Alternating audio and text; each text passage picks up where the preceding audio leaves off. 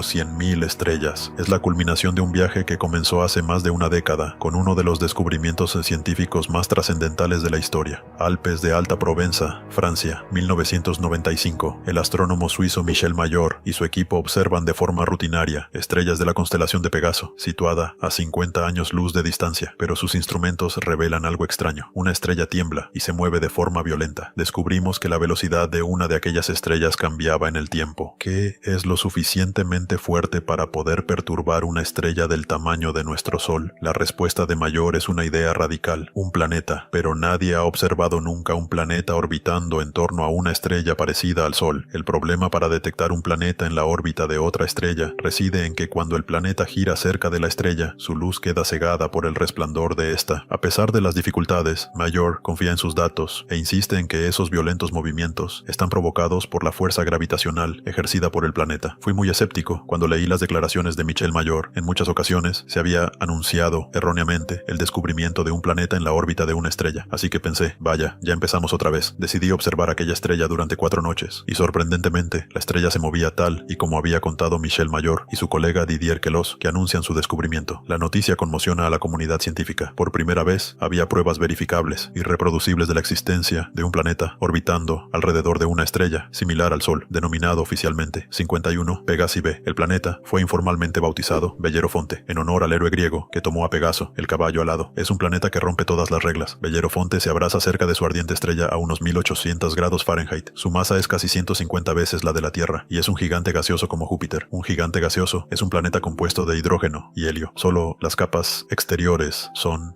gaseosas, pero en su interior, las enormes presiones comprimen el hidrógeno y el helio. Es completamente diferente a cualquier objeto de nuestro sistema solar. Se trata de un tipo de planeta completamente nuevo, lo que los científicos denominan un Júpiter caliente. Es igual que cuando vas a Hawái y ves fluir la lava. Así es un Júpiter caliente, muy caliente. La Tierra se encuentra a 150 millones de kilómetros del Sol, la distancia idónea. Esos Júpiteres calientes están unas 100 veces más cerca, y por lo tanto, la cantidad de luz solar que reciben es 10.000 veces mayor. Esto representa a una estrella, y esto a un Júpiter caliente. Un Júpiter caliente está a una distancia de 3 a 4 diámetros estelares de la estrella, es decir, 1, 2, 3. Así de cerca estaría un Júpiter caliente de su estrella. Los Júpiteres calientes están sometidos a la fuerza de marea de la estrella, de manera que muestran siempre la misma cara a su estrella, igual que la Luna y la Tierra. En una cara siempre es de día, y en la otra siempre es de noche. Si cayera en un Júpiter caliente, me gustaría que fuera en la cara de atrás, y que hasta allí llegara algo del calor del lado situado de cara a la estrella. La variación térmica hace que la atmósfera de Bellerofonte sea extremadamente ventosa. El aire calentado por la estrella asciende y el aire más frío desciende para reemplazarlo, igual que sucede en la Tierra. El viento ruge a miles de kilómetros por hora con una fuerza superior a lo que nosotros podríamos soportar. Las altas temperaturas impiden que exista el vapor de agua, pero eso no significa necesariamente que nunca llueva. La temperatura es demasiado elevada para que puedan formarse nubes, incluso para que aparezca el agua, pero en su lugar podría formarse nubes de hierro. El vapor de hierro se forma a temperaturas mucho más elevadas que el vapor de agua, por eso las cosas pueden complicarse un poco. Más te vale llevar un paraguas muy resistente. El hierro caerá sobre paraguas cubriéndolo con rapidez hasta que su peso lo rompa. En lo más alto, cortinas de colores danzan en el firmamento. Las partículas cargadas de electricidad procedentes de la vecina estrella hacen que las auroras sean más intensas que la aurora boreal terrestre, y hay algo más singular aún en este mundo recién descubierto. Bellerofonte completa su órbita alrededor de su Sol en solo 4.2 abrasadores días. Ningún planeta que se precie da la vuelta a su estrella en 4.2 días. Ningún planeta de nuestro sistema solar tarda tan poco tiempo. Para los científicos, esta órbita minúscula representa un reto para la idea comúnmente aceptada sobre el origen de los planetas. Que el planeta completara su órbita cada 4 días suponía un enigma, hasta que un día, en mitad de la noche, pensé, eso demuestra que esos planetas migran hacia el interior, no permanecen inmóviles allá donde están. La clave del enigma se encuentra en la manera en la que se forman los planetas. Los planetas son un subproducto de la formación de las estrellas. Cuando una estrella nace, se origina un disco de polvo y pequeños asteroides. Gran parte de lo que sabemos procede del telescopio espacial Hubble y de su exploración de la nebulosa del Águila. Este cúmulo estelar salpicado de discos de polvo y gas está colapsando. En el centro del disco se ha formado una enorme concentración de gas y polvo. Las temperaturas alcanzan los abrasadores 18 millones de grados y se libera tanta energía como en la fusión nuclear que alimenta nuestro Sol. Ha nacido una estrella. La radiación de las estrellas origina un viento solar que dispersa el polvo. embargo, parte de ese polvo sobrevive y permanece en la órbita de la recién nacida estrella. A lo largo de millones de años, el polvo se compacta formando nódulos que se convierten en asteroides, que a su vez se transforman en planetas. Esos planetas migran a través del disco hasta encontrar una órbita estable, y es por esa razón por la que Bellerofonte se encuentra tan cerca de su estrella madre. Pero hay un mundo recientemente descubierto que encontró una órbita estable en un lugar en el que un planeta nunca debería estar. En 2001, el telescopio espacial Hubble se dirige hacia una estrella oscura de la constelación de Pegaso, a 150 años luz de distancia de la Tierra, la misma región en la que 6 años antes se descubrió Bellerofonte. El Hubble persigue otro Júpiter caliente descubierto por el astrónomo Job Marcy, pero este es diferente a Bellerofonte. Seguro que habéis oído hablar del planeta HD 2009-458b. Es un nombre horrible para un lugar horrible. HD 2009-458b fue bautizado Osiris, el dios egipcio de la muerte, por sus descubridores. La masa de Osiris es 200 veces mayor que la masa terrestre. Este planeta ha migrado peligrosamente cerca de su Sol, a tan solo 6,5 millones de kilómetros de su abrasadora superficie. Osiris arde en un infierno planetario. La temperatura media diaria en Osiris supera los 2000 grados. Nada de calentamiento global. Esto es el achicharramiento global que hace que Osiris pierda 550,000 toneladas de aire por segundo. Hay un escape de gas, un flujo constante de hidrógeno y helio que está formando una nube inmensa alrededor del planeta. Su atmósfera se desangra en el espacio. Los científicos conjeturan que detrás del planeta se oculta una descomunal estela en forma de espiral de gas. Osiris representa una oportunidad sin precedentes para los astrónomos. Gracias al Hubble pueden analizar la atmósfera hinchada de este planeta extrasolar. Por primera vez podemos conocer la composición de la atmósfera de un planeta extrasolar. Sorprendentemente, el Hubble encuentra muchos de los elementos químicos básicos necesarios para la vida: sodio, carbono, hidrógeno y oxígeno. Pero la temperatura en Osiris es demasiado alta para la vida tal y como la conocemos. Podrían existir formas de vida diferentes que sobrevivan a temperaturas más elevadas, pero no existe una superficie sólida, como sabemos que existe en un Júpiter caliente. Así que esa forma de vida estaría limitada a microbios diminutos flotando en el aerosol. La atmósfera en nuestro planeta está llena de vida, pero la vida no nació allí. Por eso no puede haber vida en los Júpiters calientes. Los astrónomos han encontrado muchos Júpiters calientes desde que se descubrió Bellerofonte en 1995, pero las condiciones descartan a esos planetas como lugares donde el drama de la vida pueda desplegarse. Uno de esos gigantes gaseosos es un planeta que burla todas las leyes de la evolución. En California, el astrónomo Job Marcy ha hecho un sorprendente descubrimiento sobre un planeta en la órbita de 16 Cygni b, una estrella situada en la constelación de Cygnus, el Cisne, a 70 años luz de distancia. Resultaba evidente que tenía una órbita elongada que aproxima el planeta y luego lo aleja de la estrella anfitriona. Aquello,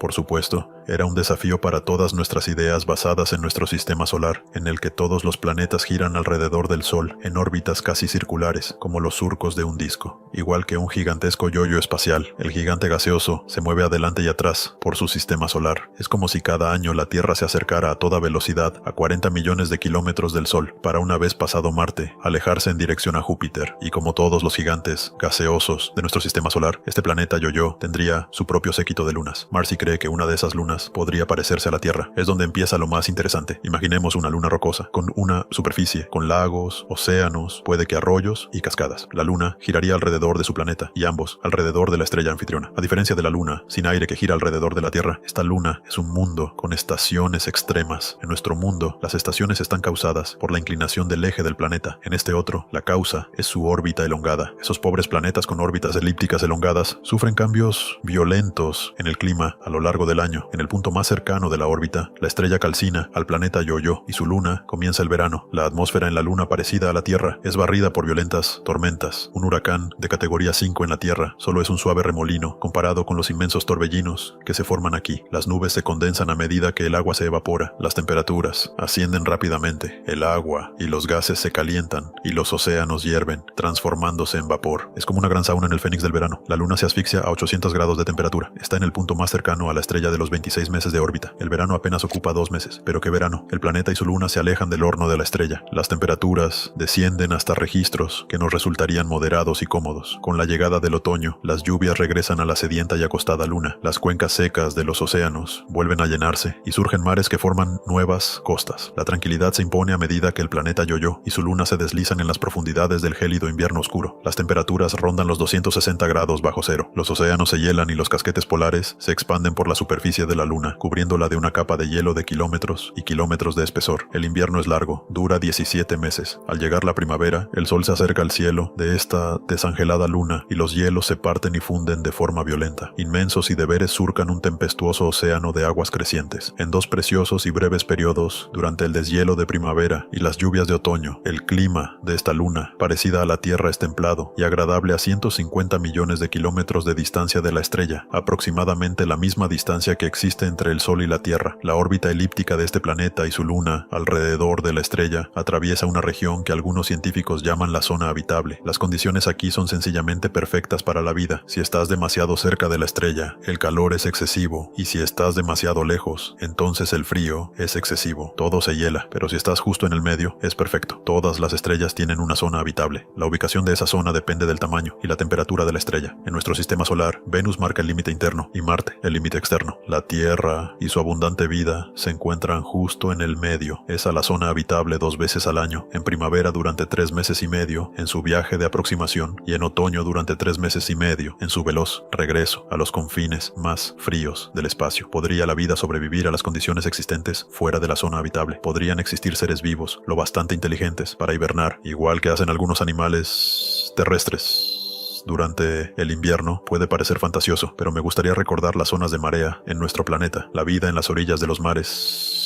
es muy rica a pesar de las mareas. Hay muchos seres vivos que quedan bajo el agua cuando sube la marea, pero cuando la marea baja y el agua se retira, esos animales sobreviven perfectamente. El extraño ciclo orbital del planeta Yo-Yo crea condiciones fugaces e idóneas para la vida, pero también para la muerte. Algunos planetas extrasolares son aún más sorprendentes. Imaginemos un mundo que carezca de una estrella en torno a la que orbitar. Los científicos especulan con la idea de que en nuestra galaxia existan muchos planetas errantes viajando a la deriva por los oscuros senderos del espacio interestelar. Son mundos huérfanos, planetas expulsados de sus sistemas solares por el caos de la migración planetaria. Los astrónomos llaman a esos mundos planetas. Son planetas sin estrella que viajan a la deriva por la galaxia indefinidamente. ¿Qué fuerza gigantesca podría expulsar a un planeta de su sistema solar cuando se forma una estrella joven con un contingente de planetas a su alrededor? Muchos de esos planetas interactúan gravitacionalmente, acelerándose de forma que uno de ellos es eyectado del sistema planetario, expulsado de la isla, por así decirlo. Si tuvieras la mala fortuna de vivir en un planeta expulsado por una colisión o por una cuasi colisión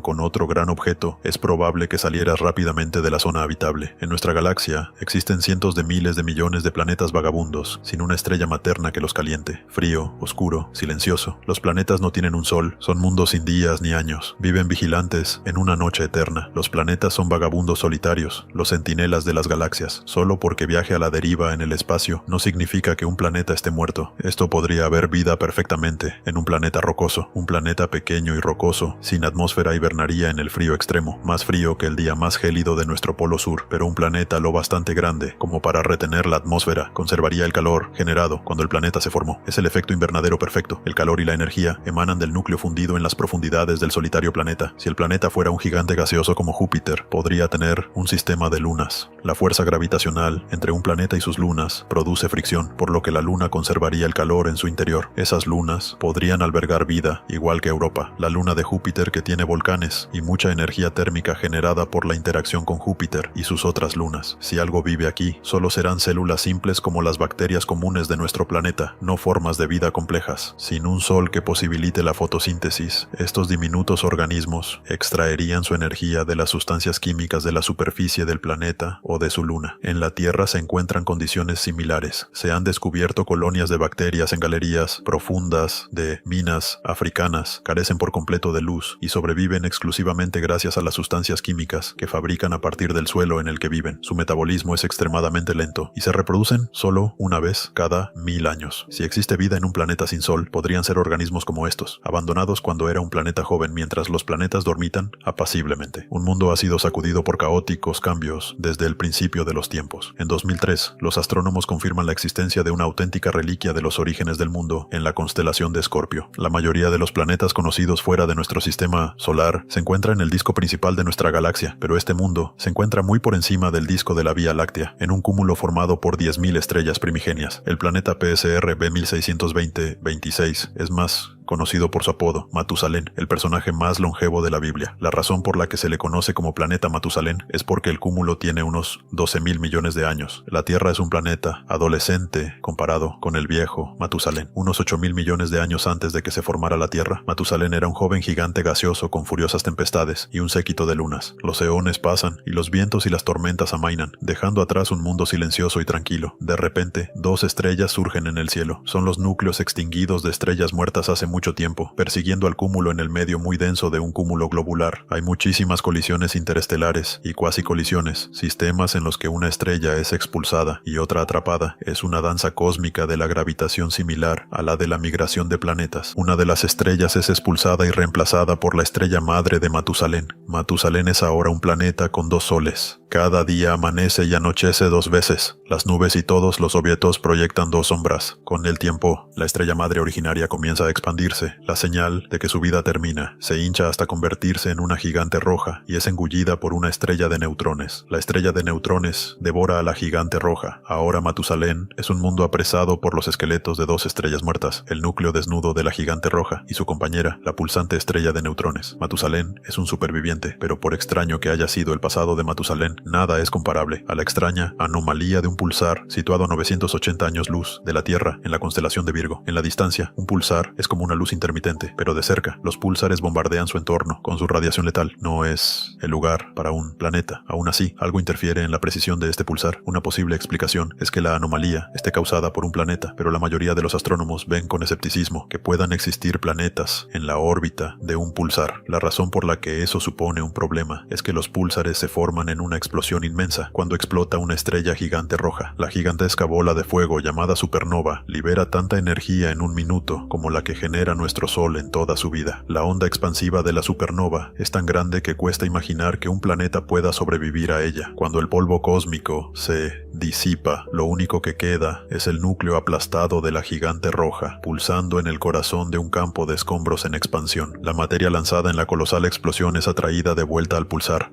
formando un disco. Del caos emerge un nuevo mundo, nacido del fuego y de la destrucción, un planeta zombie surgido del cadáver de lo que antaño fue una estrella gigante roja. Es asombroso que puedan formarse planetas en un planeta situado en la órbita de un pulsar. Tendrías la sensación de estar en una discoteca con una luz estroboscópica muy intensa. La radiación emitida por este monstruo estelar disocia las moléculas orgánicas necesarias para la vida. El pulsar tiene campos magnéticos muy potentes, que son arrastrados en la rotación de la estrella, atrapando todo lo que encuentran a su paso, electrones, protones, lanzándolos al exterior a gran velocidad, con más fuerza que el viento solar. No puedo imaginar siquiera que exista la posibilidad de que la vida más simple, la microbiana, pueda surgir y prosperar en un planeta cercano a un pulsar, básicamente porque todo lo que está en el campo del pulso recibe una cantidad de energía excesiva, y lo que queda fuera de él carece por completo de energía. El descubrimiento de planetas pulsares demuestra cómo pueden formarse nuevos mundos en la estela de la destrucción de una estrella. Da igual donde surja un planeta, el proceso de su nacimiento siempre está plagado de peligro. En ocasiones, la violencia es tan grande que el fin del mundo llega antes de su comienzo. En 2007, los astrónomos del telescopio gigante Géminis Norte hacen un extraño descubrimiento en el cúmulo de las Pléyades, a 400 años luz de la Tierra. Una estrella conocida solo por su número de catálogo, HD 2T35514, está rodeada por una nube de gas y polvo en forma de rosquilla. La estrella en el centro de la rosquilla tiene 100 millones de años de antigüedad, un renacuajo cósmico en términos astronómicos. Nuestro Sol es 45 veces más antiguo. Las condiciones son perfectas para la formación de planetas, pero el análisis espectral encuentra algo extraño. El polvo está completamente pulverizado. Normalmente, las estrellas jóvenes están rodeadas de planetas en formación. El planeta aparece alrededor de la estrella joven en un disco protoplanetario de gas y polvo, y después prosigue confiado su camino en su órbita, sin percatarse de que está demasiado cerca de otro planeta. Hace millones de años, 2 planetas primigenios, situados en la órbita de HD 2T35514, se dirigen hacia su fin. A medida que los dos mundos se aproximan, la fuerza de marea modela las esferas planetarias en una forma ovoide. Nada permanece. Los dos mundos son destruidos, originando el polvo y los asteroides descubiertos alrededor de la estrella HD 2T35514. Hace 4.000 millones de años, un apocalipsis similar sucedió en la Tierra. Un planeta del tamaño de Marte se forma en la órbita del recién nacido planeta, al igual que los planetas de HD 2T35514. La Tierra y este cuerpo de un tamaño similar al de Marte se dirigen hacia una colisión segura. Si tuvieras la mala fortuna de encontrarte en ese planeta en formación, en proceso de convertirse en la Tierra, te despertarías una mañana y descubrirías que el cielo se oscurece cada vez más y que en menos de una hora ahora un cuerpo del tamaño de Marte cae sobre ti. La onda expansiva resultante de la colisión se nota en todo el planeta. La superficie terrestre es arrasada. La colisión destruye un lado del planeta. Las rocas fundidas se esparcen por el espacio. Todo el globo está salpicado de meteoritos y gases tóxicos. El infierno a su lado parece unas vacaciones en las Bahamas. Los asteroides producto de la colisión se fusionan y forman nuestra luna. Es un nuevo planeta. Las colisiones son parte del proceso de formación de los sistemas planetarios. Un planeta sólido sería el resultado de la fusión de fragmentos de roca,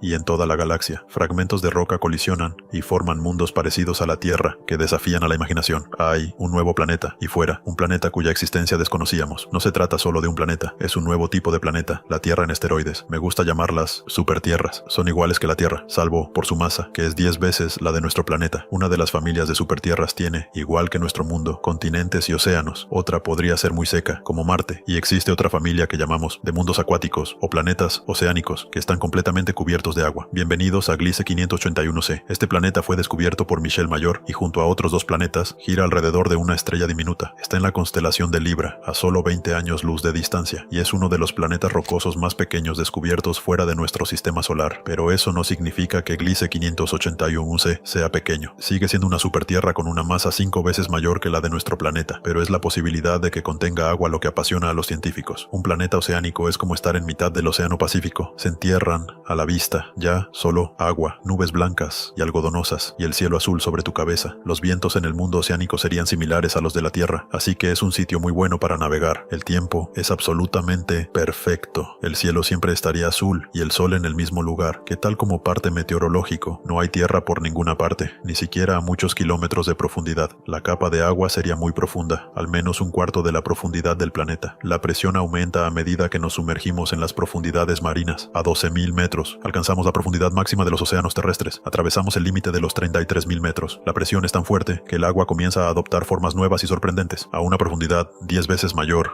que la del océano más profundo de la Tierra. Llegamos al fondo. Cuando hay una masa de agua enorme, la presión en el fondo del océano es muy alta, superior al 1.000.000 de atmósferas, y esa presión comprime el agua del océano en un estado que llamamos hielo 7. No es como el hielo de tu congelador. Las moléculas de agua que forman el hielo de tu nevera están desordenadas, pero si haces hielo a presiones muy altas, entonces las moléculas de agua se ordenan, llegando incluso a alinearse. Este cristal es muy parecido al hielo, estoy seguro. También conocido comúnmente como sal mineral, el hielo 7 podría existir en nuestro sistema solar. Europa, una luna de Júpiter, podría estar cubierta por un manto de agua apresado por una espesa corteza de hielo. La presión de la corteza es tan grande que podría haber hielo 7 en las profundidades de estos mares inexplorados. Si ampliamos y descongelamos Europa, el resultado podría ser un mundo acuático parecido a Gliese 581c. Uno se puede pensar que haya surgido vida en un mundo acuático. Después de todo, el agua es esencial para la vida en la Tierra, en nuestro planeta, en todas partes. Allí donde hay agua, hay vida. Es imposible encontrar una gota estéril de agua en la Tierra, a menos que tú mismo la pongas en el micro. En ese mundo acuático podría haber bacterias o algún tipo de vida oceánica, pero no todas las supertierras son mundos acuáticos en los que la vida prolifera. Bueno, cuando hablamos de supertierras, nos referimos fundamentalmente a 2 tipos: rocosas con agua y cubiertas de agua en un océano interminable, pero a las 2 anteriores debemos añadir una tercera y poco frecuente familia de supertierras y planetas, muy similares a lo que llamamos planetas de carbono. Un planeta de carbono no se parece a nada de lo que hayamos podido ver antes. Es un lugar con una química diferente, pero repleto de tesoros muy terrenales. En nuestra galaxia hay planetas desolados, pobres e inhóspitos, pero la ciencia sigue la pista a un nuevo tipo de planeta, un mundo lleno de tesoros. En nuestro sistema solar, en nuestro Sol y en todas las estrellas cercanas, siempre hay más oxígeno que carbono, pero si imaginamos un lugar en el universo con más carbono que oxígeno, la formación del planeta sería muy diferente. El análisis espectral demuestra que el carbono es más abundante a 26.000 años, luz del centro de nuestra galaxia. Los planetas formados allí podrían ser muy ricos en carbono. El cielo matutino en un planeta de carbono sería cualquier cosa menos azul cristalino. Imagino una bruma amarilla con nubes negras de hollín, y conforme descendemos en la atmósfera, imagino lagos llenos de compuestos como el metano o la gasolina. Imagino pozos burbujeantes y péptidos de un líquido oscuro, como un pozo de petróleo, con poca o sin agua en la atmósfera. El aire está formado de compuestos de carbono, como butano, metano, benceno, compuestos que se separan al refinar la gasolina. Un día puede llover benceno y al siguiente butano. Por muy extraños que puedan parecer, los planetas de carbono, a muchos les resultaría familiar la calidad de su aire. El aire en un planeta rico en benceno se parecería al de Los Ángeles, con muchas partículas en suspensión producto de las emisiones de los coches a las que lamentablemente estamos tan acostumbrados. A pesar de la polución, los planetas de carbono podrían tener un lado positivo y brillante. Podría haber diamantes, porque el planeta contiene grandes cantidades de carbono puro, y el carbono puro, sometido a altas presiones, se transforma en diamante. Los secretos de planetas exóticos como este aguardan su descubrimiento en toda la galaxia, pero los astrónomos no estarán satisfechos hasta que encuentren el Santo Grial, un planeta como el nuestro, donde la vida sea posible, la próxima Tierra. La gente siempre me pregunta si pienso que encontraremos un planeta igual que la Tierra, y yo contesto que por supuesto, es muy probable que todas las estrellas tengan planetas de un tamaño parecido al de la Tierra. Si hay 200.000 millones de estrellas en la galaxia, podría haber 400.000 millones de tierras. El Observatorio Espacial Kepler ha sido el primer instrumento capaz de encontrar uno de esos planetas. Kepler observa las 100.000 estrellas de la constelación del Cisne en el cielo nocturno, tomando una foto tras otra, minuto a minuto. El objetivo de Kepler es sencillo: buscar estrellas que se oscurecen. Entre esas 100.000, cuando una estrella se oscurece fugazmente, significa que un planeta ha pasado por delante, bloqueando su luz. En parte, el tiempo que la estrella se oscurece y la cantidad de luz bloqueada dirá a los científicos el tamaño del planeta y la distancia a la que se encuentra de su sol. Un buen símil es buscar la mota en la luz que vemos de un faro cuando una polilla pequeña lo cruza. Igualmente, el planeta es apenas un pequeño punto. Es una técnica muy útil porque nos permite descubrir planetas más pequeños que la Tierra en las órbitas de estrellas similares al Sol. Es una técnica que ha cambiado el curso de la ciencia. Creemos que podemos encontrar un planeta habitable en los próximos años. Los científicos calculan que la misión Kepler encontrará un mínimo de 50 tierras extrasolares. Una de las grandes preguntas a las que se enfrenta hoy en día cualquiera que busque vida fuera de la Tierra es: ¿y si no reconocemos la vida aunque la descubramos? Las condiciones en una Tierra extrasolar podrían hacer que la vida evolucione de forma diferente. Mi esperanza es que veamos algún signo, algo que haga que el cabello se erice. Sea cual sea ese signo, será el primer capítulo de la mayor historia científica jamás contada. La Tierra, hace casi 4.000 millones de años, tal y como la imaginan los científicos, un gigantesco asteroide fue la causa de esta desolación. Una colisión de una violencia inaudita, millones de toneladas de rocas transformadas en vapor incandescente y la desaparición de cualquier rastro de agua en la superficie del planeta azul. Poco a poco, vamos descubriendo la increíble violencia que ha ido conformando la historia de nuestros orígenes. Hace 2.200 millones de años, el hielo cubrió completamente el planeta durante varias decenas de millones de años, borrando prácticamente todo rastro de vida. Luego volvió a aparecer el fuego hace 250 millones de años, erupciones que desarrollaban un calor excepcional, procedentes de las profundidades de la corteza terrestre, rediseñaron nuestro mundo, causando la desaparición de más del 90% de los seres vivos. La vida en la Tierra ha estado varias veces amenazada de extinción, pero ahora empezamos a comprender que esos episodios catastróficos han sido etapas determinantes en el camino que ha recorrido la evolución hasta nosotros, y sin lugar a dudas, gracias a los grandes episodios glaciares, nuestros microscópicos antepasados evolucionaron alcanzando formas de vida más voluminosas. Ciertas teorías afirman que fue el violento episodio eruptivo lo que obligó a nuestros viejos antepasados a proteger a sus pequeños en los vientres maternos. Lo que somos en este planeta se lo debemos a las sucesivas estrategias que la vida ha desarrollado para sobrevivir a los diferentes cataclismos que han devastado el planeta. Es esta historia increíble, nuestra historia, la que estamos descubriendo hoy. Planeta Tierra, la odisea de los orígenes. Al principio la Tierra era muy diferente a como la conocemos hoy. Aquí la vemos hace 4.600 millones de años. Está rodeada de una espesa capa de nubes. Bajo las nubes, el planeta es escarlata. Su atmósfera, mucho más densa que la actual, solo deja filtrar los rayos rojos hasta su superficie. Aún no existe ningún continente. Está cubierta casi en su totalidad por océanos. Otra diferencia esencial, su tamaño. Aún no posee más que una décima parte de su volumen actual. Su situación también es muy diferente. Gira alrededor del Sol, en compañía de una veintena de protoplanetas de tamaño similar. Hoy esa parte del espacio está ocupada tan solo por 4 planetas: Mercurio, Venus, la Tierra y Marte. Pero hace 4.500 millones de años, esta parte del sistema solar estaba abarrotada. Pero, ¿cómo se convirtió la Tierra en el planeta azul que conocemos hoy? Gracias a las supercomputadoras del Observatorio Astronómico Nacional de Japón, el equipo del profesor Eiichiro Kokubo ha conseguido reconstruir la historia de esta metamorfosis durante unos 10 millones de años. Los 20 protoplanetas siguieron sabiamente su curso alrededor del Sol, pero un día, el efecto combinado de sus fuerzas gravitatorias comenzó a perturbar sus órbitas, provocando las primeras colisiones. Con la violencia del choque, los protoplanetas entran en fusión, engendrando un nuevo objeto cuyo tamaño es igual a la suma de los dos protoplanetas. El tamaño de un planeta depende directamente del número de colisiones que lo han generado. 1 o 2 protoplanetas fueron suficientes para crear Mercurio. Para la formación de Venus hicieron falta 8. Marte pudo ser perfectamente un protoplaneta arcaico que no sufrió ninguna colisión. La materia se dispersó progresivamente sobre la superficie del planeta, pero la colisión no se produjo de forma totalmente frontal, y algunos restos fueron proyectados aún más lejos en el espacio, donde permanecieron orbitando alrededor del planeta durante mucho tiempo después de la colisión. Vistos desde la superficie, debían formar un inmenso cinturón parecido a los anillos de Saturno. Estos fragmentos fueron a su vez chocando entre sí, fusionándose en múltiples ocasiones, hasta formar un objeto celeste imponente. El satélite de nuestro planeta fue producto de esos encuentros. Ahora nos resulta mucho más familiar. Es la Luna. Fue, por tanto, gracias a una serie precisa de colisiones como se formó el sistema Tierra-Luna, tal como lo conocemos actualmente. Si los protoplanetas hubiesen colisionado de forma diferente, el tamaño del planeta situado en la órbita que hoy ocupa la Tierra seguramente habría sido distinto. Podría haber tenido un volumen 2 veces más grande o una masa inferior a la mitad. La masa actual de la Tierra es producto de una serie sucesiva de casualidades. Sin embargo, su tamaño imponente fue una de las condiciones indispensables para la aparición de la vida en su superficie. Esto lo hemos aprendido estudiando a nuestro vecino más próximo, Marte, el planeta rojo. Las últimas expediciones espaciales nos han revelado que en algún momento de su historia aquí había un océano. La distancia que separaba al planeta del Sol era, a priori, perfecta para hacerlo habitable, pero Marte no creció durante su proceso de formación y su débil gravedad no fue suficiente para mantener en su superficie una atmósfera densa y un océano. Si el tamaño de nuestro planeta hubiese seguido siendo pequeño, es probable que en la actualidad presentase un aspecto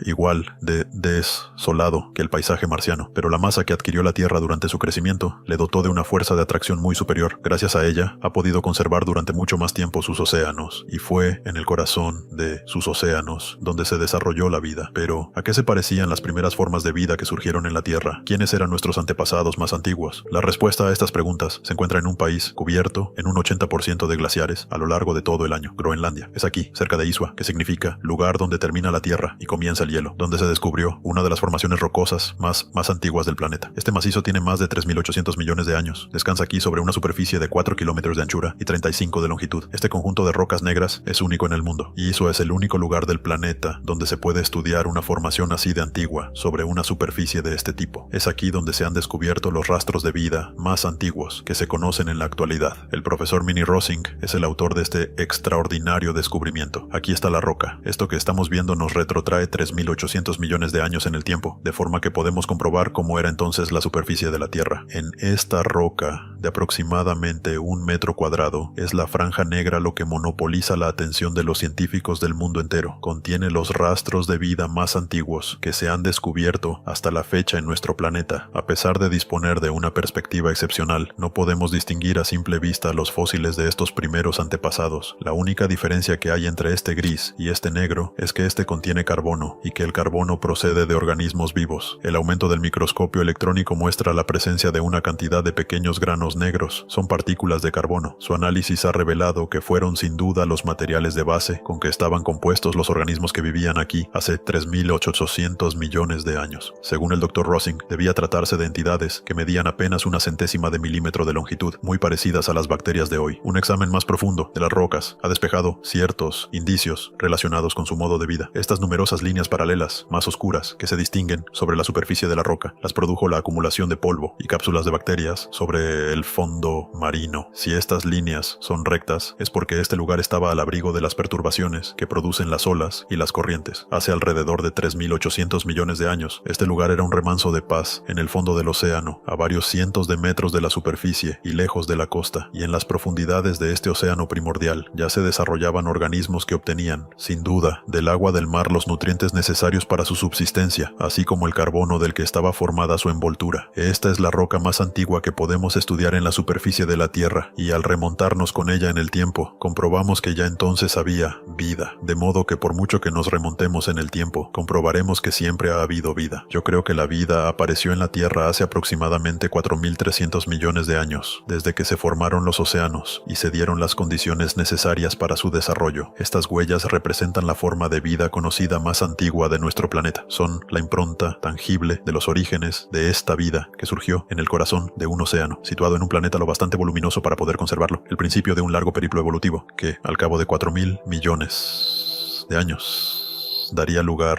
al hombre actual. Pero aún faltaban muchas pruebas que superar. La siguiente gran amenaza vendría del espacio. Numerosos fragmentos que nunca llegarían a alcanzar el tamaño crítico de un planeta continuaban recorriendo el sistema solar. Y aunque la Tierra había adquirido una masa suficiente para que la vida se desarrollase en su superficie, su nueva fuerza gravitatoria había multiplicado también el número de asteroides a los que atraía, y la energía que libera un objeto celeste al chocar contra la Tierra supera en mucho lo que somos capaces de imaginar. Nos encontramos en Arizona, en el paraje del Meteor Crater, más conocido por el nombre de cráter Barringer. Este inmenso cráter de 1200 metros de diámetro es el resultado de un impacto que tuvo lugar hace aproximadamente 50.000 años. Pero, ¿cuál era el tamaño del meteorito que se estrelló aquí en el verano de 2003? Un centenar de personas procedentes de los 4 puntos cardinales de Estados Unidos se reunieron aquí para festejar un acontecimiento. Todos miembros de la misma familia se reunieron aquí para celebrar el centenario de la adquisición de este cráter por su antepasado común, Daniel Barringer. Daniel Barringer era empresario y había hecho fortuna con la explotación minera a finales del siglo XIX. En 1903 compró este cráter con la idea de extraer la cantidad de hierro y níquel que debía contener el gigantesco meteorito que lo había producido. Cuando mi abuelo llegó al borde del cráter, supuso que el objeto que se había estrellado aquí debía ser al menos tan grande como el fondo del cráter, o sea, que tendría más de 500 metros de diámetro. Para él, eso suponía millones de toneladas de níquel de un inmenso valor comercial, una verdadera fortuna. Daniel Barringer decidió, pues, invertir una suma increíble, cerca de 10 millones de euros, para iniciar la prospección. Empleó todos los medios posibles para explorar las profundidades del cráter, pero, a pesar de su empeño, no encontró ni hierro ni níquel. Llevaba excavando casi un cuarto de siglo cuando una publicación inesperada puso fin a su sueño. Básicamente, el artículo afirmaba que el diámetro del objeto que había producido el cráter no debía exceder algunas decenas de metros. La decepción fue amarga. Obligado a abandonar su proyecto, Daniel Barringer sucumbió a una crisis cardíaca poco tiempo después. Creo que yo habría cometido el mismo error, dadas las dimensiones de este cráter. Uno imagina automáticamente que el meteorito debía ser enorme. En realidad, el impacto de un meteorito del tamaño de esta red habría sido suficiente para producir este inmenso cráter de más de 1 kilómetro de diámetro. Se cree que un objeto de un tamaño infinitamente superior colisionó con la Tierra hace 4.000 millones de años. Un asteroide de un diámetro 10.000 veces superior al del meteorito Barringer, cuya masa debía ser 1 trillón de veces mayor. El profesor Norman Sleep, de la Universidad de Stanford, y su colega de la NASA, el profesor Kevin Sanley, trabajan juntos en el estudio de los impactos de meteoritos que colisionaron con la Tierra hace 4.000 millones de años. Pero la intensa actividad tectónica de nuestro planeta ha borrado de su superficie el más antiguo de sus cráteres. La Luna no tiene ninguna actividad tectónica. Su superficie conserva las huellas de las colisiones más antiguas. Los profesores Sleep y Sanley han intentado deducir, con sus estudios, la cantidad de impactos sufridos por la Tierra. Teniendo en cuenta la diferencia de tamaño y de gravedad, sus cálculos han establecido que debieron ser 25 veces más numerosos que los de la Luna. Nada marca la trayectoria de los asteroides que colisionan con los planetas. La diferencia de dimensión es la razón por la cual la Tierra sufre más impactos. De la misma forma que, si unos cazadores disparasen al azar dentro de un bosque, los ciervos serían alcanzados con más frecuencia que los conejos. Hemos catalogado los cráteres más grandes de la Luna. Luego, hemos aplicado un coeficiente que tiene en cuenta el tamaño más grande de la Tierra. El resultado nos muestra que la Tierra ha sufrido impactos de asteroides de hasta 500 kilómetros de diámetro. Estos son los resultados de los cálculos con el tamaño de los asteroides y el número probable de colisiones para cada tipo. Establecen que la Tierra ha podido sufrir hasta 6 impactos de meteoritos de más de 500 kilómetros de diámetro. Al adquirir su volumen actual, nuestro planeta se convirtió en un gigantesco imán de meteoritos gigantes. Un objeto de 500 kilómetros de diámetro que se desplaza a 20 kilómetros por segundo y se inmoviliza en 20 segundos, liberando toda su energía, produce una explosión extraordinaria. En aquella época, un microbio tenía más posibilidades de sobrevivir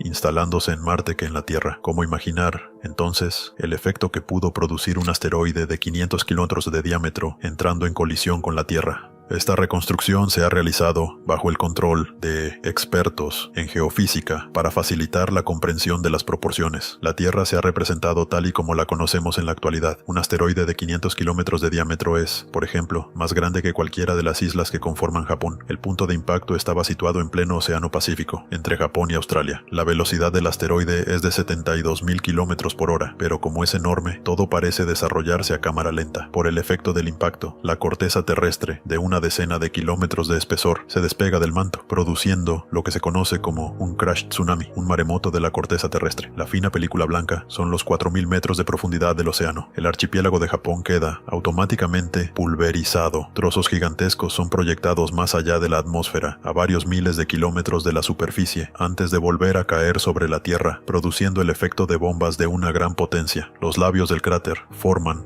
una inmensa cadena de montañas de 7.000 metros de altura. El propio cráter es un golfo de 4.000 kilómetros de diámetro, y esto no son más que los primeros instantes de la catástrofe. Para reconstruir el proceso de la catástrofe, los científicos han recurrido al banco de datos de colisiones más grande del mundo, el de la NASA. Este recipiente lleno de agua simulará el comportamiento del océano en el momento del impacto. Este proyectil de aluminio de 6 milímetros jugará el papel del asteroide. Impactará en el agua a una velocidad de 20.000 kilómetros por hora. El impacto de este pequeño proyectil de solo 6 milímetros ha perturbado violentamente la totalidad del metro cúbico de agua que contiene el recipiente, pero el verdadero efecto que produce la liberación de energía en el momento del impacto solo puede observarse a cámara lenta, aquí a 6.000 imágenes por segundo. En el momento del impacto, la bala queda frenada instantáneamente. La parte más grande de energía cinética acumulada por el proyectil se ha transformado ahora en calor, y ese calor extremo produce la evaporación inmediata de una enorme cantidad de agua. Cuando un asteroide colisiona con la Tierra, la materia alcanza temperaturas del orden de 4.000 a 6.000 grados centígrados, prácticamente la temperatura de la superficie solar. Un experimento realizado en la Universidad de Hokkaido ha permitido evaluar el comportamiento del meteorito y de la base rocosa en el lugar del impacto. Al ser sometidos a tales temperaturas, este trozo de roca de unos 5 milímetros de diámetro tiene una composición similar a la de los meteoritos. Este aparato va a aumentar progresivamente su temperatura en el vacío a más de 2.000 grados. Bajo el efecto del calor extremo, el trozo de roca se funde y libera una cantidad de pequeñas bolas de aire. La roca, como el agua, puede alcanzar el punto de ebullición. Entonces se transforma en un gas que se denomina vapor de roca. Al producirse el vapor de roca, este se dilata a una velocidad extremadamente alta, tan rápido que podría terminar cubriendo todo el planeta. La consecuencia del impacto de un meteorito no es solo el cráter o la zona del impacto, es principalmente el calentamiento que provoca dentro y alrededor de la atmósfera. Es ese calor lo más destructivo. Esta inmensa cúpula incandescente que permanece sobre el cráter durante unos instantes tras el impacto es el vapor de roca. 100.000 millones de megatones de roca transformados instantáneamente en vapor por el calor extremo que genera la colisión. Tras inflarse formando una cúpula, esta masa de vapor de rocas se aplana y se expande a gran velocidad en todas direcciones. Apenas 3 horas después del impacto en el océano, una extraordinaria ráfaga de vapor de roca con 4.000 grados centígrados de temperatura y desplazándose a una velocidad de 300 metros por segundo, alcanza el Himalaya. El vapor de roca alcanza ahora la Amazonia, en las antípodas del lugar donde se produjo el impacto. La intensidad del calor produce un fenómeno de combustión espontáneo. En un abrir y cerrar de ojos, la jungla se convierte en un océano en llamas. 24 horas después del impacto, el planeta entero está cubierto de una nube de vapor de roca a alta temperatura. Esta nube cubrirá el globo terráqueo durante cerca de un año. El océano, origen de la vida, no escapa a la catástrofe. Mientras el vapor de roca termina de envolver la tierra, la superficie marina borbotea por todas partes. Luego entra en ebullición. La violencia de la evaporación hace descender el nivel del agua a un ritmo inimaginable de 5 centímetros por minuto. El agua del mar desaparece por completo, solo queda la sal, pero también se evapora rápidamente. El suelo oceánico queda ahora al desnudo y continúa sometido a esa temperatura extrema. Muy deprisa empieza a fundirse. Tan solo un mes después del impacto, este es el aspecto que mostraría la Tierra bajo su mortaja de vapor de roca. Una sola colisión con un asteroide de 500 kilómetros de diámetro, y no queda una sola gota de agua en todo el planeta. Cuando se produjo aquel acontecimiento, debió erradicarse toda forma de vida de la superficie del globo, y sin embargo, nosotros estamos aquí. Durante mucho tiempo se ha creído que cada episodio de evaporación total había provocado la extinción de la vida, y que ésta había vuelto a desarrollarse desde el principio. Pero hoy en día, los científicos creen cada vez con más firmeza que las formas de vida consiguieron sobrevivir a pesar de estos episodios catastróficos. Un reciente descubrimiento llevado a cabo en Nuevo México apoya esta teoría. Esta inmensa extensión recubierta de sal es un lago salado. Hace 250 millones de años, esta región estaba ocupada por el mar. Un levantamiento del zócalo rocoso secó la zona. El agua desapareció, pero la sal permaneció. Un investigador lo ha considerado una versión reciente de un episodio de evaporación total y se ha dedicado al estudio de su impacto sobre los microbios presentes en aquella época. El profesor Russell Brill, microbiólogo en la Universidad de Westchester, ha descubierto que el lugar donde se encuentra un depósito de basura nuclear situado en las proximidades del lago salado ofrece las condiciones ideales para realizar sus investigaciones. Aquí, en refugios subterráneos, se depositan los guantes, las herramientas y otros objetos contaminados que se han utilizado durante la fabricación de armamento nuclear. Estos restos se depositan depositan en el centro de un lecho de cristales de sal de casi 1000 metros de espesor, que se formó cuando se secó el mar. Los cristales de sal tienden a dilatarse progresivamente, lo que significa que al cabo de varios siglos, los desechos radiactivos estarán completamente aprisionados en el interior de un bloque de sal. Si la sal puede aislar los desechos nucleares, es posible también que antiguos microorganismos se encuentren aprisionados dentro de ella. Dejándose llevar por esa intuición, el profesor Brill comenzó a examinar los cristales accesibles de las profundidades de estas instalaciones. Este laberinto de depósitos subterráneos tiene las dimensiones de una verdadera ciudad excavada en el interior del bloque salino. Las paredes, los techos, todo es aquí de cristal de sal. Cada sector está aislado por un sistema de puertas automáticas. El profesor Brill tomó sus muestras en los diferentes sectores de este laberinto. Material no le falta, hay cristales de sal por todas partes. Esto es un ejemplo muy bueno, en mi opinión, porque aquí podemos ver franjas y estrías muy visibles, representando cada una de ellas una gota muy pequeña del océano pérmico, prisionera en este cristal desde hace 200 millones de años. Para él, cada uno de estos cristales es tan precioso como un diamante. En el interior pueden distinguirse minúsculas inclusiones líquidas. Son gotitas de agua de mar, prisioneras desde la cristalización de la sal hace 250 millones de años. Están completamente aislados del mundo exterior debido a la extrema solidez de las paredes. Haciendo un minúsculo agujero en este cristal, el profesor Brill ha extraído cuidadosamente su contenido y el análisis de la muestra le ha conmocionado. Ha descubierto microorganismos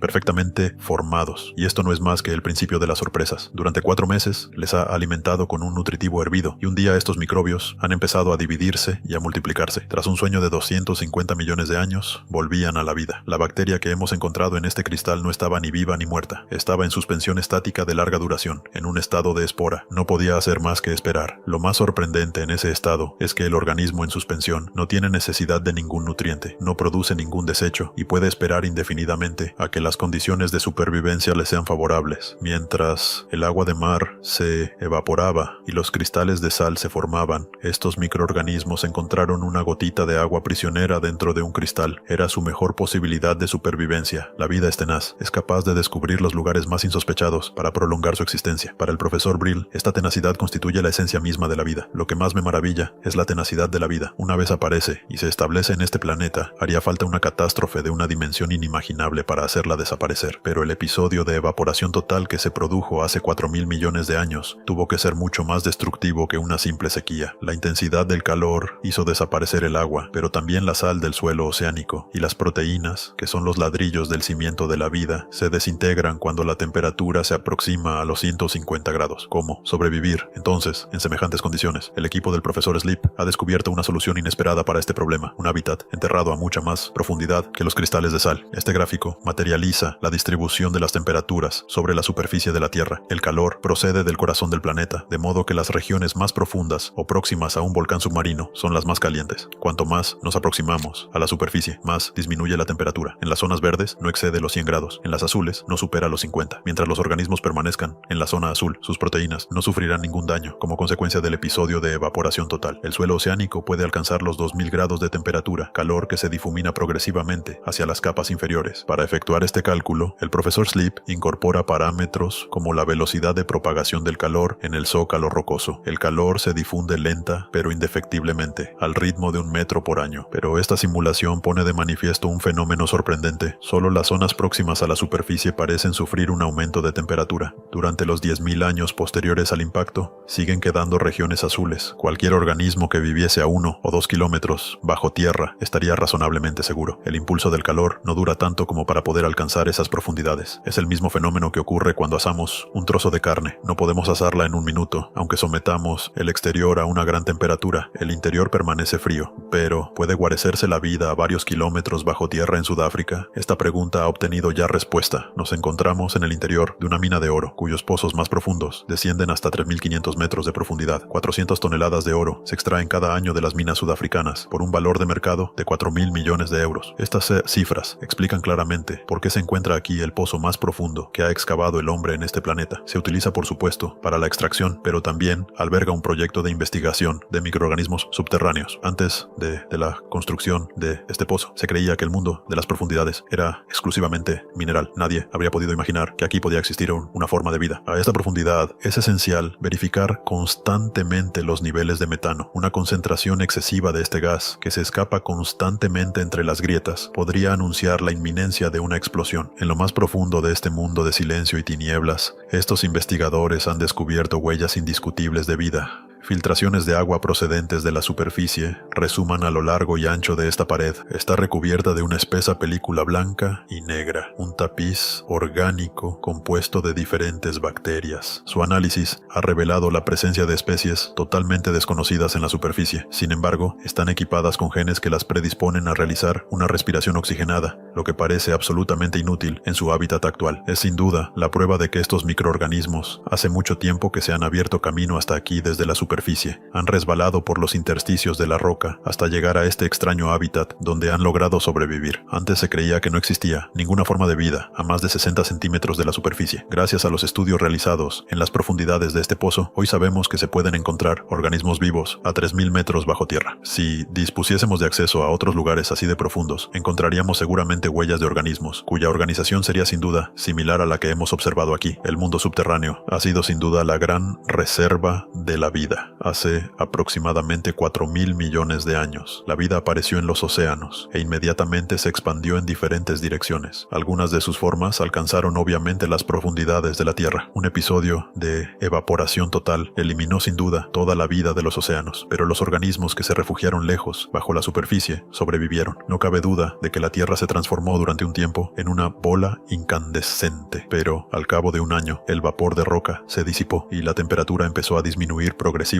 1000 años después, el agua evaporada de los océanos volvió finalmente a condensarse en forma de lluvia y cayó sobre la Tierra a un ritmo de 3000 milímetros por año. Estas precipitaciones, igual de torrenciales que las de nuestras zonas tropicales, fueron el alimento de los recipientes oceánicos. En ese preciso instante, lejos, bajo el suelo oceánico, numerosos microorganismos seguían sobreviviendo, y entre ellos, nuestros primeros antepasados. Durante más de 2000 años, la lluvia continuó cayendo intermitentemente y el océano se llenó de nuevo. La Tierra recuperó la cantidad de agua que poseía en sus orígenes. Un nuevo mundo oceánico resurgió en la superficie del planeta. Pese a su talla microscópica, se lanzaron al asalto de aquellos nuevos espacios y haciéndolo, volvieron a poner en marcha la gran ruta evolutiva que, al final de un viaje de 4.000 millones de años, llegaría hasta nosotros. En la historia que iba a seguir, la vida debía protegerse sin tregua de lo desconocido, sumando así nuevas etapas al proceso evolutivo. Los humanos no han carecido del espíritu conquistador de sus lejanos antepasados. Hace aproximadamente 2 millones de años, el hombre comenzó su periplo en algún lugar de África, luego salió del viejo continente y se expandió por Europa y Asia. Hace 10.000 años, llegó al extremo sur del continente americano. Los continentes estaban conquistados. Algunos se lanzaron a la conquista de los océanos. Hace 3000 años, abandonaron Asia a bordo de simples canoas y arribaron a las islas de Melanesia y Polinesia. Hace 1000 años, llegaron a Hawái, la isla de Pascua, Nueva Zelanda y el conjunto de archipiélagos del Pacífico. Todas las tierras que habían emergido en el planeta estaban habitadas por el hombre, pero ya se lanzaban a nuevos horizontes. Los seres humanos llevamos sin duda inscrito en nuestros genes la obstinación de las primeras bacterias que sobrevivieron al episodio de la evaporación total, esa fuerza irreprimible de la vida que nos empuja siempre a llegar más lejos. Hace 2200 millones de años, y luego por segunda vez, hace unos 800 millones de años, la Tierra se vio enteramente cubierta por el hielo. Vista desde el espacio, esta enorme bola de nieve tenía todo el aspecto de un planeta muerto. En su superficie reinaba una temperatura de unos 50 grados bajo cero. Todas las tierras habían desaparecido bajo una espesa capa de hielo, tal como ocurre hoy en el continente antártico. El propio océano se había congelado hasta una profundidad de 1000 metros. Estas grandes fases glaciares se prolongaron durante millones de años, llevando hasta el borde de la extinción la vida microscópica que se había desarrollado en la Tierra. La fundición de todo ese hielo condujo al planeta a una fase de intenso recalentamiento. La temperatura se elevó entonces hasta los 50 grados centígrados. Gigantescos ciclones con vientos que soplaban a más de 10.000 kilómetros por hora estuvieron a punto de exterminar a los pocos microbios que habían sobrevivido. Nuestros antepasados estuvieron entonces a punto de desaparecer. Sin embargo, lograron sobrevivir a esta serie de catástrofes, dando un espectacular salto adelante en la evolución. Hace 2200 millones de años no eran más que una especie de bacterias, pero tras el primer gran episodio glaciar, evolucionaron para dar lugar a las células eucariotas, todavía microbios pero de un tamaño 1000 veces superior. Más adelante, hace 600 millones de años, inmediatamente después de la segunda glaciación, las primeras formas de vida macroscópica hicieron su aparición. En cada uno de los grandes episodios glaciares, la vida creció en tamaño y en complejidad. Existe una relación entre estos sucesos catastróficos y el brusco crecimiento de los seres vivos. Y si los terribles episodios glaciares hubiesen jugado precisamente un papel crucial en el proceso evolutivo que un día daría origen a la humanidad, planeta Tierra, la vida bajo el hielo. Cuando nos referimos a una Tierra cubierta por el hielo, enseguida pensamos en la última era glaciar, ocurrida hace unos 20.000 años. Este episodio,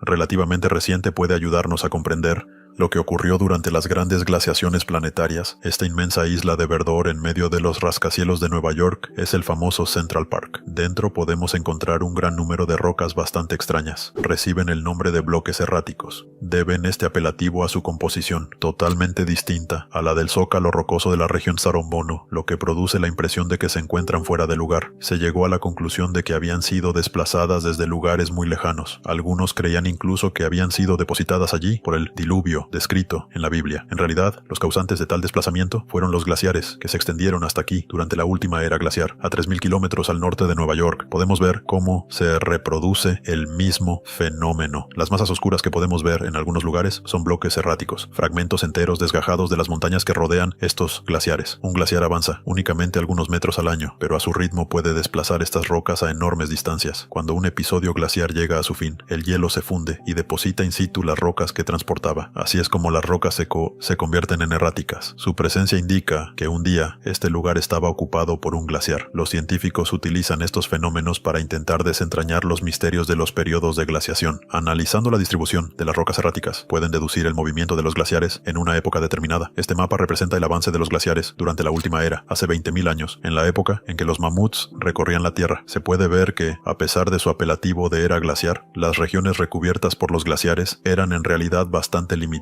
En todas las zonas libres, las eras glaciares no afectaron prácticamente a la vida. De hecho, se cree incluso que acogieron a un buen número de animales que emigraron desde las regiones glaciares. Pero esta era glaciar no tuvo ni punto de comparación con los episodios de gran glaciación. Este inmenso bosque se encuentra en Canadá, al norte del lago Hurón. Aquí se hallaron numerosas rocas erráticas, muy anteriores a la última era glacial. Mike Hailstone trabaja para la Prospección Geológica de Ontario y últimamente dedica parte de su tiempo a acompañar a científicos del mundo entero que vienen a estudiar la región. Esto es lo que quería enseñarles, dice mientras señala un bloque de granito arcaico encastrado en una roca de 2.400 millones de años de antigüedad. Esta capa se formó como consecuencia de un movimiento glaciar ocurrido hace 2.400 millones de años. Podemos observar numerosos fragmentos de roca y grava en estos estratos. También fueron transportados por los glaciares. Son sedimentos glaciares. En toda la región que rodea el lago Hurón existe una gran cantidad de sedimentos glaciares de 2.200 a 2.400 millones de años de antigüedad. Gracias a su hallazgo, supimos que los episodios glaciares se habían producido en épocas tan remotas, incluidos los del lago Hurón. Se han podido identificar sedimentos glaciares de más de 2.000 millones de años en 7 puntos del planeta, pero los sedimentos no bastan para que los científicos puedan determinar la distribución de los glaciares que cubrían la Tierra en aquella época. La deriva de los continentes modificó totalmente las posiciones originales. Sin embargo, un hombre fue capaz de resolver este rompecabezas al descubrir el emplazamiento que ocupaban hace 2.200 millones de años los sedimentos glaciares situados actualmente en Sudáfrica. El profesor Joseph Swing del Instituto Californiano de Tecnología es un especialista en magnetismo. Un día descubrió el lecho seco de este río del interior africano. En sus orillas se pueden ver un gran número de rocas de aristas puntiagudas. En realidad, son corrientes de lava que se cree que se solidificaron hace 2.200 millones de años y prácticamente no han cambiado desde entonces. Estamos sentados sobre una lava surgida de las profundidades hace 2.200 millones de años, en una época de extrema glaciación, explica. Es una suerte, porque cuando la lava se solidifica, conserva la orientación del campo magnético, y gracias a eso podemos deducir su latitud. La lava encierra numerosos minerales magnéticos. Cuando dicha lava entra en fusión, los minerales se orientan en función de la polaridad geomagnética del planeta, como la aguja de una brújula, y cuando la lava vuelve a enfriarse, queda registrada para siempre su orientación magnética, localizando el punto del planeta donde dicha orientación se corresponde con la inclinación de las líneas del campo magnético terrestre. Se puede determinar la latitud exacta del lugar donde se encontraba la lava en el momento en que se enfrió. Se están enviando algunas muestras a Estados Unidos para su análisis más detallado. El profesor Kim Smith ha logrado descifrar estos minúsculos archivos magnéticos. Este diagrama representa la Tierra vista desde el polo, siendo el polo el centro de la pantalla. Cuanto más se aleja un punto del centro, más cerca está del ecuador. Este es el resultado que arrojó la muestra de agua enviada desde Sudáfrica. Todos los puntos se distribuyen periféricamente, en una latitud media de 11 grados. El detector indica, por tanto, que cuando se formó la lava que contienen los sedimentos glaciares, estaba muy cerca del ecuador, lo que significa que las regiones cercanas al ecuador estaban entonces cubiertas de glaciares. Encontrar glaciares a esa latitud implica que más al norte debía hacer aún más frío, sugiriendo que el conjunto del planeta estaba helado hasta el ecuador. También se han encontrado sedimentos glaciares cerca del ecuador Ecuador, en estratos de 600 a 800 millones de años de antigüedad. Basándose en estos datos, el profesor Kirchner concluyó que en la historia de la Tierra se han producido 2 episodios de glaciación global. El primero hace 2.200 millones de años y el segundo entre 600 y 800 millones de años. Cree que durante estos episodios, la Tierra estuvo totalmente cubierta de hielo durante millones o incluso decenas de millones de años. Según la nueva hipótesis de glaciación planetaria, durante esos episodios, la Tierra parecía una gigantesca bola de nieve. El profesor Paul Hoffman, de la Universidad de Harvard, ha profundizado en esa hipótesis. En su opinión, los episodios de gran glaciación fueron mucho más catastróficos que la última era glaciar. Los organismos vivos intentaron refugiarse en los trópicos, pero incluso allí, los mares acabaron atrapados por el hielo. ¿Hasta qué punto pudo la vida verse afectada por estos episodios de gran glaciación? Con la colaboración de la Universidad de Tokio, hemos podido realizar una simulación que nos permite visualizar lo que ocurriría si la Tierra,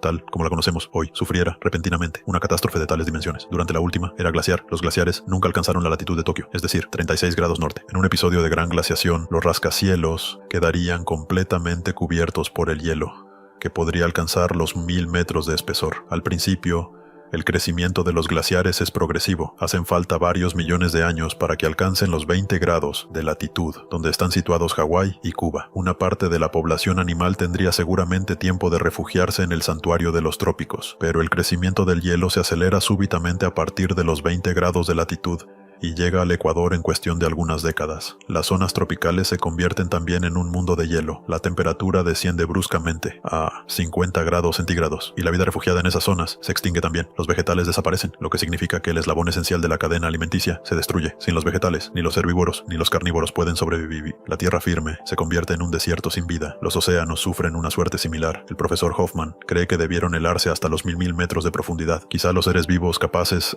de nadar logren sumergirse bajo el hielo hasta alcanzar el único hábitat todavía disponible, pero ningún rayo de sol consigue llegar a este universo. Las algas y el plancton, cuya supervivencia depende de la fotosíntesis, no pueden vivir sin luz. Inmersos en una oscuridad total y sin ningún alimento disponible, los peces que logran llegar hasta las profundidades también perecen. Al suprimirse todo proceso de fotosíntesis, un episodio de glaciación total sería un acontecimiento terrible que destruiría totalmente la cadena alimenticia y durante un largo periodo convertiría a la Tierra en un planeta desolado. ¿Por qué motivo llegaron a producirse semejantes acontecimientos? Aún no se ha podido establecer la verdadera causa, pero se cree que el gas de efecto invernadero jugó un papel importante. Solemos referirnos a estos gases como los responsables del calentamiento global del planeta, pero no debemos olvidar que sin su presencia, la temperatura de la Tierra se situaría alrededor de los 18 grados centígrados. Lo que mantiene actualmente una temperatura benigna en el planeta es una concentración moderada de dióxido de carbono en la atmósfera. No obstante, tenemos buenos motivos para pensar que justo antes del primer episodio de glaciación total, hace 2000 millones de años, había menos dióxido de carbono en el planeta que hoy en día. Pero, entonces, ¿cómo pudo la Tierra conservar su calor? Este inmenso terreno pantanoso, situado en el sureste de Estados Unidos, nos da una idea del ambiente que reinaba en la Tierra en aquella época. La profundidad media de los pantanos del Parque Nacional de Okefenokee no supera el metro de altura y se extienden más de 60 kilómetros de norte a sur y 40 de este a oeste. Wary Hill, profesor de ciencias retirado, actualmente sirve de guía a turistas y grupos escolares por esta inmensa ciénaga, describiendo sus fascinantes características de una manera perfectamente accesible para todos. ¿De qué tipo de gas se trata? Los niños recogen una muestra con la ayuda de un embudo y ahora Wary Hill puede dar comienzo a la sesión de magia. El gas arde. Se trata de metano, un gas inflamable presente en la composición del gas que alimenta las cocinas. La fuente de este metano se encuentra en el cieno que cubre el fondo del pantano. Estos microbios reciben el nombre de metanobacterias. Se cree que hace 2000 millones de años las metanobacterias vivían en todos los océanos del planeta, descomponiendo la materia orgánica y liberando metano, pero el metano es un gas de efecto invernadero mucho más potente que el dióxido de carbono. Algunos científicos creen que fue precisamente este metano el que permitió a la Tierra conservar su temperatura. El profesor Jim Castings de la Universidad de Pensilvania es uno de los grandes especialistas mundiales de la atmósfera terrestre. Ha descubierto que, incluso sin dióxido de carbono, el metano podría haber mantenido por sí solo la temperatura por encima de los 0 grados. Si nos remontamos en el tiempo unos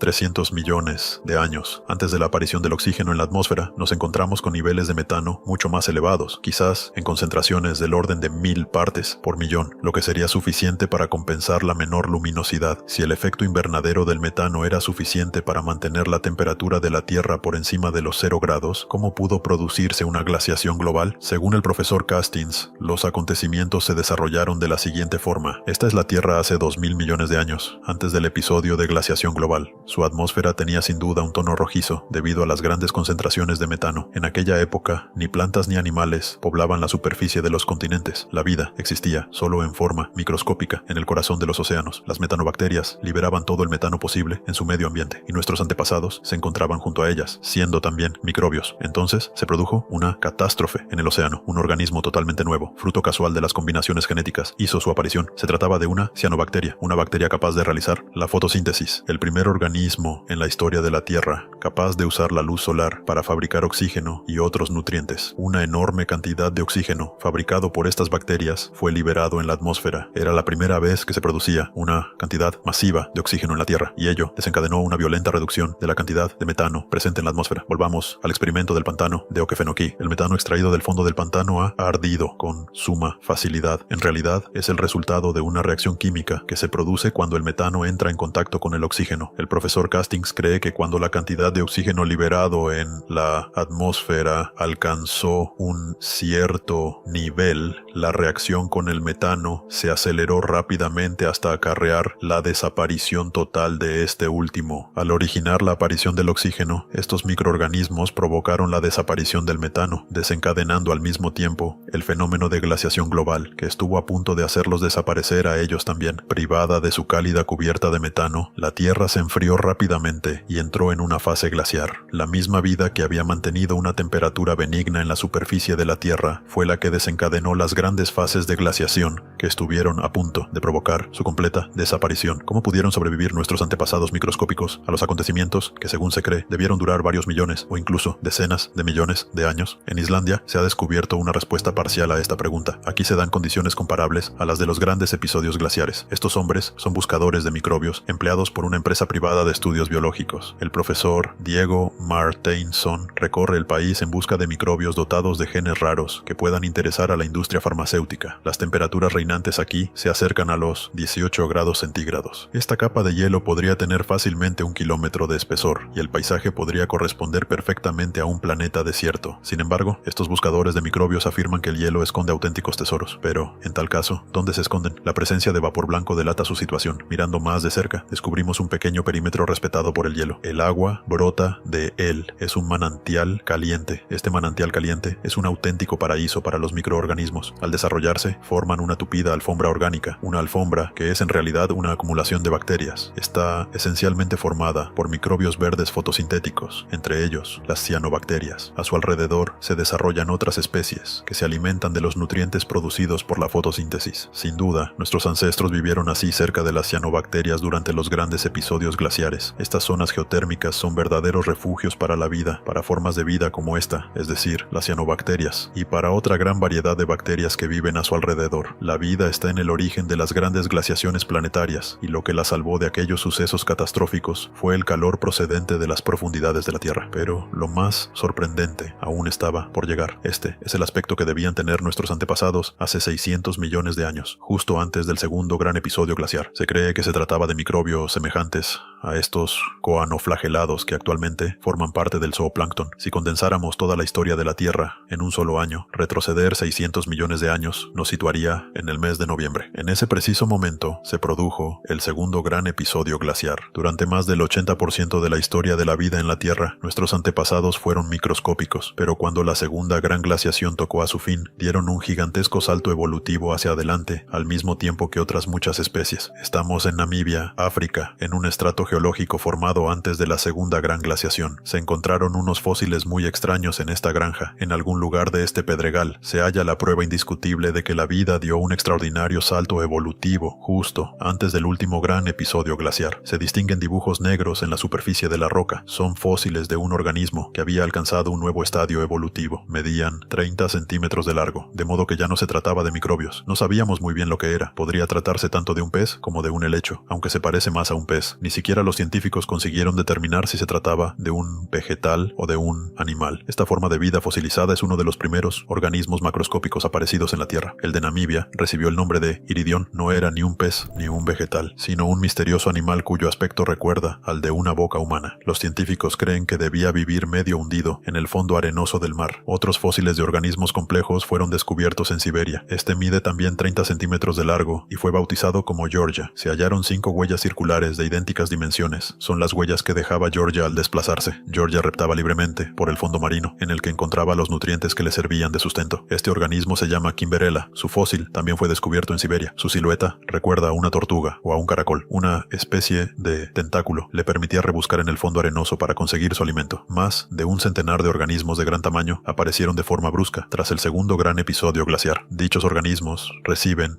el nombre de fauna de Ediacara. Son los primeros organismos macroscópicos de la historia de la Tierra. Nuestros antepasados se encontraban entre ellos. También ellos habían cambiado de tamaño. Este fósil fue descubierto en Australia en el año 2003. El especialista que lo examinó declaró que esta silueta, que recuerda a un renacuajo, era probablemente un antepasado lejano de los vertebrados, la gran familia de los animales dotados de columna vertebral, de la cual nosotros formamos parte. Medía 6 centímetros de largo, un tamaño 100.000 veces superior al de los microbios que le habían precedido. 3.000 millones de años después de la aparición de la vida en la Tierra, un increíble salto evolutivo permitió a nuestros antepasados alcanzar unas dimensiones apreciables a simple vista. De hecho, poco tiempo después del primer gran episodio glaciar, hace 2.200 millones de años, nuestros antepasados ya habían efectuado un salto similar, pasando de una estructura simple, tipo bacteria, a una forma llamada eucariota, 1000 veces más voluminosa. La célula eucariota era ya un organismo mucho más complejo, dotado de un núcleo y de diferentes pequeños órganos. ¿Por qué estos microorganismos cambiaron de tamaño justo después de esos episodios catastróficos? La respuesta a esta pregunta está ligada a un acontecimiento que se produjo después de cada gran glaciación. Estamos en la región del Kalahari, en Sudáfrica, donde se encuentran los yacimientos de manganeso más grandes del mundo. Este manganeso quedó depositado aquí tras la primera gran glaciación, hace 2.200 millones de años. En aquella época, un mar se extendía en este lugar, y el manganeso disuelto en el agua se precipitó brutalmente. Estas fosas han sido excavadas por la actividad minera. El profesor Kears, el primero en publicar la hipótesis conocida como la bola de nieve, ha venido en numerosas ocasiones a examinar este lugar y ha conseguido resolver el enigma de la formación de este depósito de manganeso. El manganeso que hay aquí se encuentra en forma de dióxido de manganeso, lo que significa que el manganeso se precipitó y se depositó en el fondo al asociarse con el oxígeno. Este experimento nos permite explicar ese fenómeno. Primero hemos preparado una solución que contiene manganeso disuelto. Seguidamente, inyectamos burbujas de oxígeno en la solución. De repente, el líquido se altera y se vuelve negro. El oxígeno y el manganeso se mezclan para formar dióxido de manganeso, un producto insoluble que entonces precipita. Según el profesor King, la súbita producción de una gran cantidad de oxígeno fue lo que desencadenó que todo este dióxido de manganeso se precipitase y se depositase en el fondo del mar inmediatamente después de la primera gran glaciación. Solo el oxígeno molecular, el oxígeno que se encuentra libre en el aire, tiene la capacidad de oxidar el manganeso y hacerlo precipitar bajo la forma de este óxido negro. Este gigantesco depósito de manganeso es la prueba de que una cantidad ingente de oxígeno se introdujo en el medio ambiente justo después del episodio de la bola de nieve. Según Kirner, la concentración de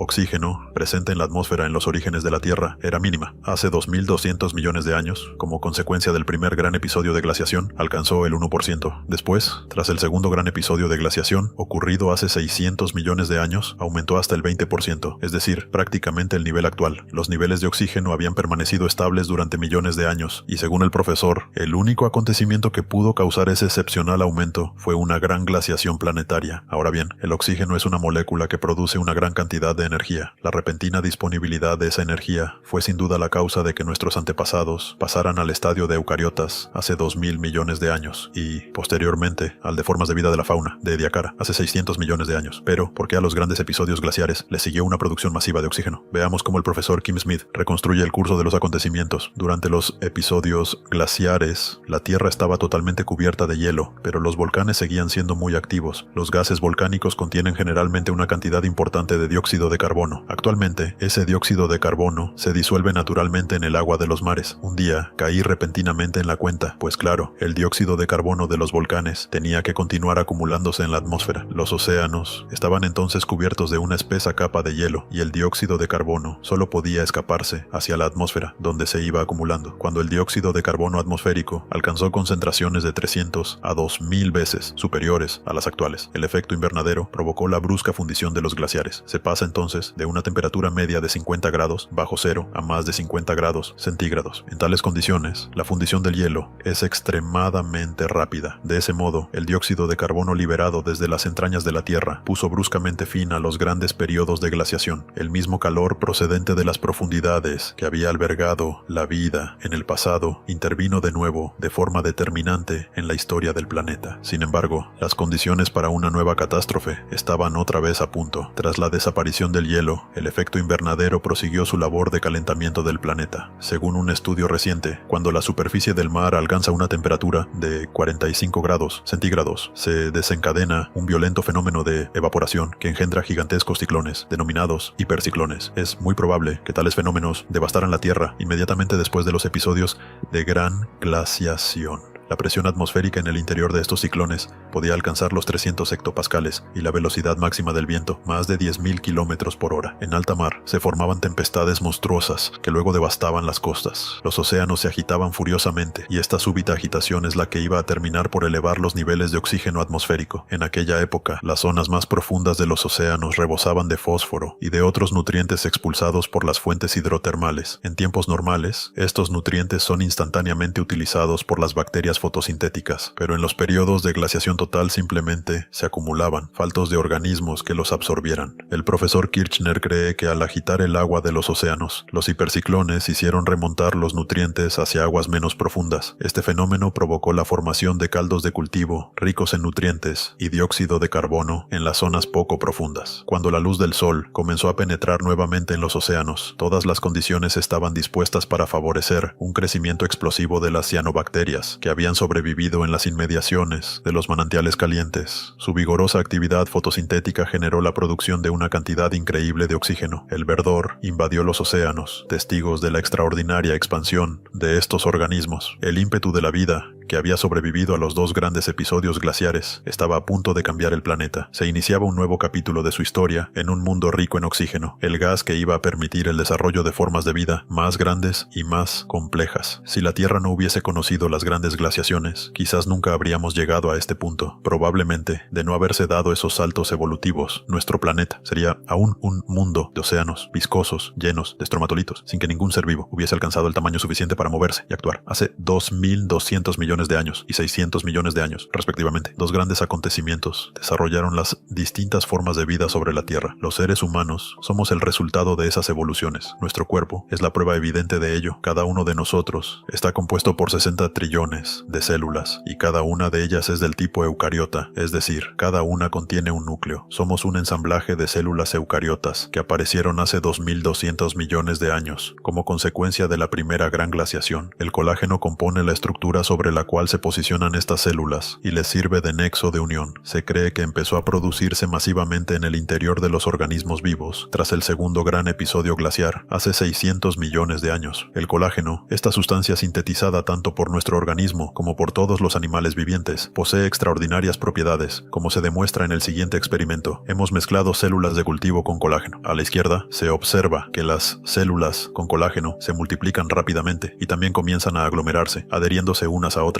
Posteriormente, añadimos vitamina C para crear un ambiente más propicio para la secreción de colágeno por parte de las células, y tras dejarlas en cultivo durante un mes, se ha formado una fina membrana similar a una piel. El colágeno es una sustancia única que ayuda a las células a formar tejidos. Aquí se muestra una célula a través del microscopio electrónico. Junto a ella está el colágeno. Cuando la célula se multiplica gracias al colágeno agregado, forma una estructura fina en forma de red, permitiendo que otras células se unan para formar tejidos de distintas formas. El profesor del Instituto Smithsonian cree que el colágeno permitió que la vida adoptara formas más voluminosas hace 600 millones de años. Dado que el colágeno está compuesto de numerosos átomos de oxígeno, no podía sintetizarse hasta que hubo suficiente oxígeno disponible en la atmósfera. Se considera que no apareció hasta después del primer episodio glaciar, hace 2.200 millones de años, cuando el oxígeno se introdujo por primera vez en la composición atmosférica. Pero en esa época, la mayor parte del oxígeno atmosférico se utilizaba para la respiración, por lo que quedaba muy poco para la producción de colágeno. Su producción en grandes cantidades solo se hizo posible a partir del significativo aumento en los niveles de oxígeno que siguió al segundo episodio de glaciación. Este aumento en la concentración de oxígeno favoreció el desarrollo de nuevas estructuras corporales y permitió la aparición de animales más grandes y de forma aplanada, gracias al uso de mayores cantidades de colágeno más resistente. Esto era el océano hace 600 millones de años, justo después de la segunda gran glaciación. Nuestros antepasados aún eran microscópicos, pero ya habían aceptado un nuevo desafío al utilizar el oxígeno, que ahora estaba disponible en grandes cantidades. Al absorber enormes volúmenes de este gas, aprovechaban al mismo tiempo su energía, pero había mucho más oxígeno del que podían utilizar directamente. Con este excedente, comenzaron a producir colágeno, mucho colágeno. Ellos, que habían sido microscópicos durante tanto tiempo, se dedicaron a fabricar diferentes tipos de tejidos usando ese colágeno. Por primera vez en la historia de la Tierra, surgió un mundo poblado de organismos complejos y voluminosos. Nuestro antepasado era una de estas criaturas paleozoicas y, al adquirir ciertas estructuras características que aún poseemos, superó una fase decisiva de la evolución. En la espalda de este fósil descubierto en Australia, se puede observar una línea que podría ser perfectamente la precursora de nuestra columna vertebral. También se observan en la cabeza unas protuberancias que podrían haber sido órganos sensoriales, precursores de nuestros ojos. Gracias al uso del colágeno, nuestros antepasados dieron un gran salto evolutivo hacia una mayor complejidad. Cuando la vida logró superar la prueba de las grandes catástrofes, el proceso evolutivo que eventualmente nos llevaría a nosotros experimentó una aceleración espectacular. Los dos grandes períodos de glaciación que afectaron tan severamente a la Tierra también prepararon el camino que conduciría hasta nosotros. Hoy en día, nosotros, los humanos, avanzamos en este planeta, activos día y noche en todos los rincones del mundo, y esa actividad es visible desde muy lejos, desde el espacio, dejando en claro a simple vista que este planeta está rebosante de vida. Llegados aquí, ¿acaso no has visto este otro documental sobre el espacio? Yo no me lo perdería,